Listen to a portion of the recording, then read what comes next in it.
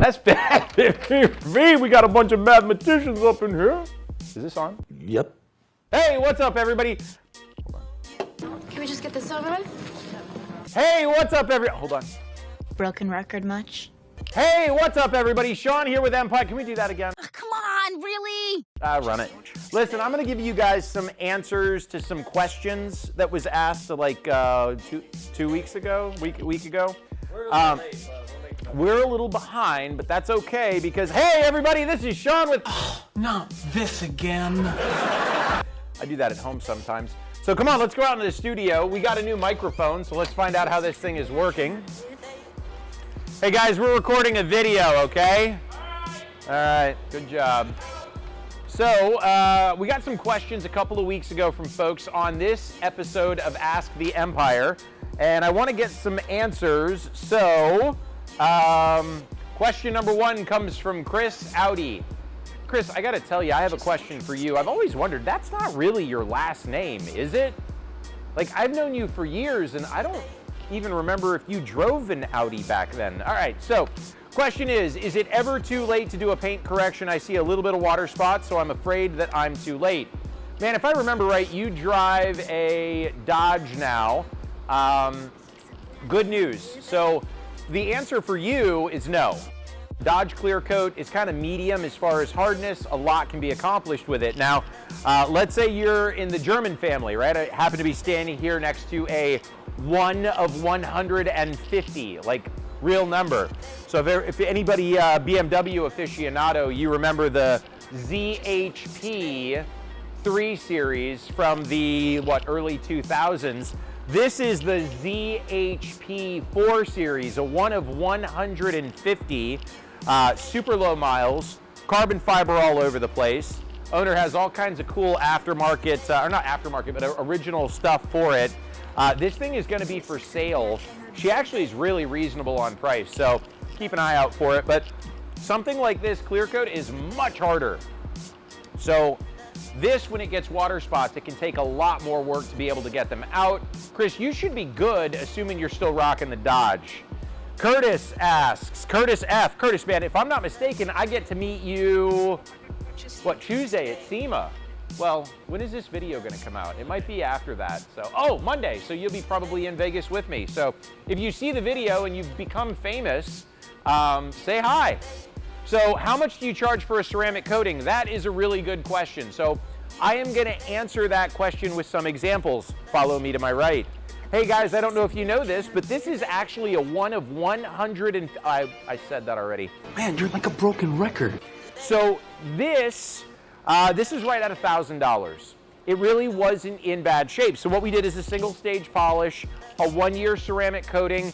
The whole goal, and remember, this car is going to be for sale. The whole goal is curb appeal.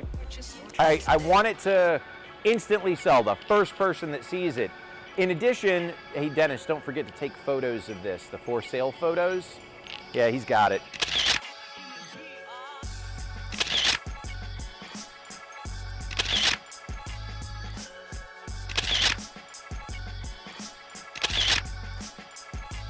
So now we're going to go to the opposite extreme. Let's take a look at this guy. This is a fully custom Chevy SSR. Interior has been done, exterior has been done, custom paint all the way around. This has a lot of challenges, we're going to say. The challenges that we face with this thing are all correctable. We can fix all of it, but this is the opposite end of the extreme. I think we're at right around $4,400. Oh, wow. To do a full-blown paint correction and repair a lot of what's going on, and a couple of little light customization things that we're going to do to it. But opposite extreme, about $4,400 for this. So here's the way I'm going to answer the question. This is going to go for anybody that might be in the industry and that wants to know how they figure out how much to charge, and anybody that's interested in getting a ceramic coating done and trying to figure out, am I paying a fair rate? It all breaks down to how many hours is it going to take to make it look like you want it to look. This client wants perfection. It's a show car.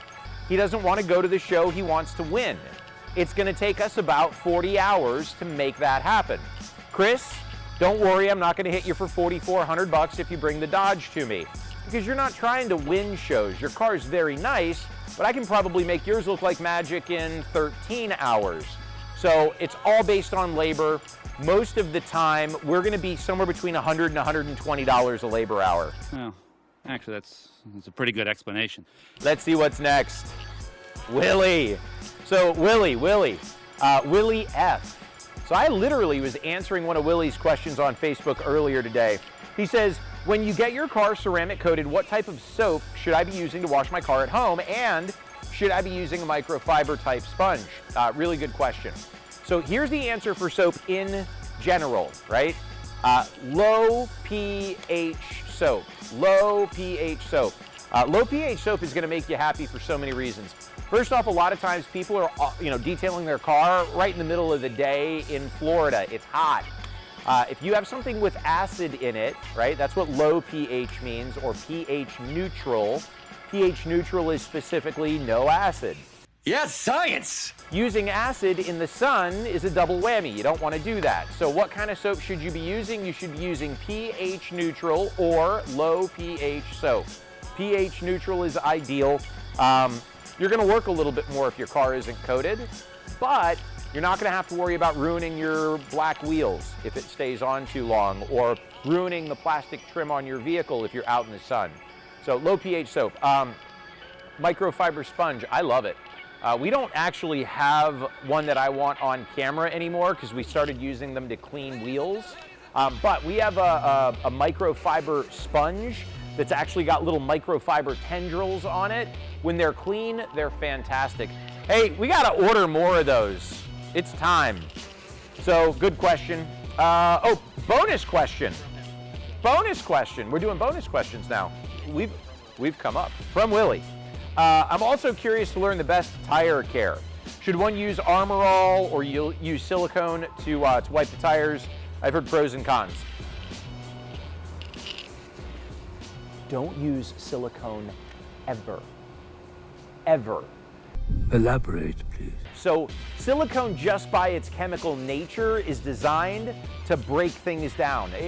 Silicone is a bad idea. Silicone is the reason that Armor All is a huge no-no on stuff.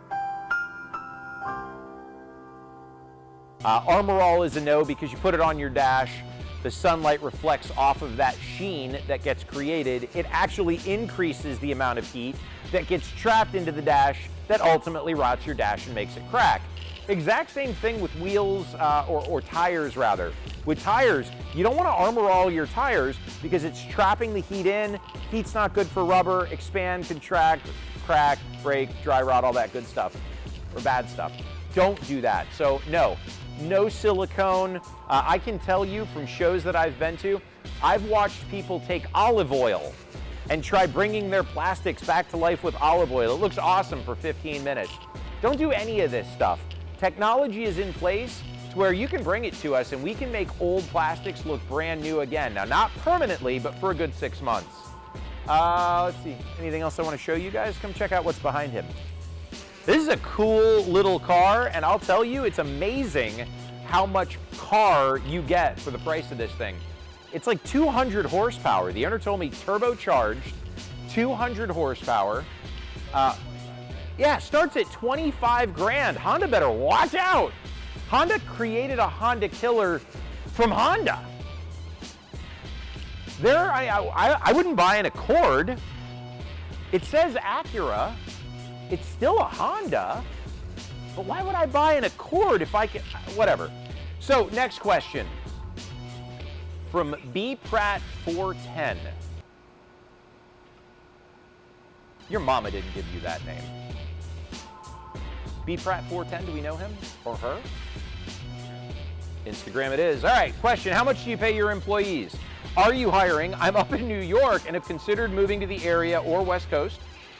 I detail rusty, he doesn't detail very nice cars, but the weather up here sucks for 7 months, yeah. So, how much do I pay my guys? Well, first things first, let's start out with the question, how much do you pay your employees? Tough one to answer. I don't have any employees. Nobody works for me. We all work together. I do stuff for them all the time. So it's not like an employee thing, right? So in addition, other things extremely important. Everybody gets paid based on their skill and the way that you should be paid in any business. And this is part of the problem with, paying somebody at McDonald's 15 bucks an hour. And Oh, boy. don't send me any hate mail. But the issue is, as an employee, your salary should be based on what you generate for the company. It's an interesting perspective. That's the only way to do it fair. If you're gonna make me $10,000, you should make $2,500 of it. That's the way it works here. If you have the ability to generate a lot of money for us, you make a fantastic income because you're making me money. We have a saying in this building: if I'm eating ramen, you're eating ramen. But if I'm eating steak, you're eating steak alongside me. So, I don't know, do whatever you want with that information. I don't know. Oh, he's a pescatarian, okay? What was that? Yeah, if you're a vegetarian, so I don't eat steak is the joke that he's making. I am a vegetarian. Get it right, buddy. And then there's this question. You put this one on here? What's up, Shawn?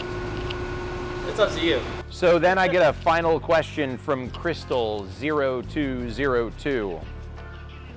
What does the interior of that black Tesla Model S look like? Do you guys do anything to the inside? Okay, so this is not the question that I was expecting.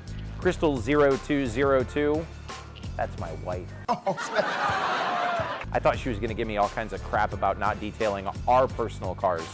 They're not clean. So question about the interior of a Tesla. Hey, I'll answer that one.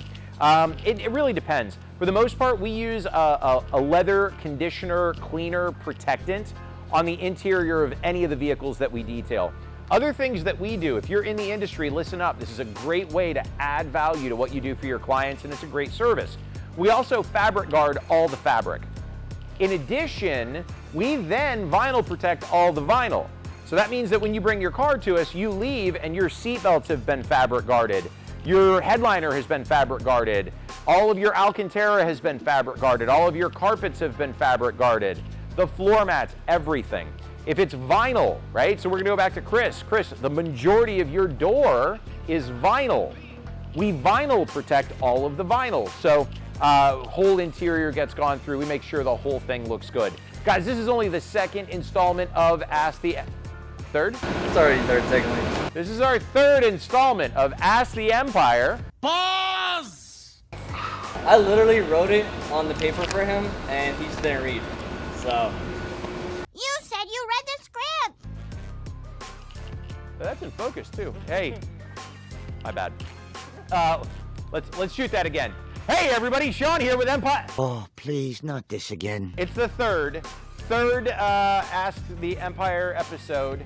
You guys want to do more of these? I like these. I like answering the questions. Dennis likes them. Hector, you like these? Pretty cool. Hector's into them. So if you have more questions, let's start the question train now. Pop a question below. I'll answer anything, sort of, right? I'll answer anything. Ask away. We will be at SEMA this week. That means no episode next week, but it'll be coming back the following week. I want to thank each and every one of you, not only for watching, but I want to thank all of you for your support, whether you're just giving us a like or sharing us with your friends or whatever it is that you're doing. We appreciate all of you. From all of us here at Empire Auto Spa, we'll see you guys real soon.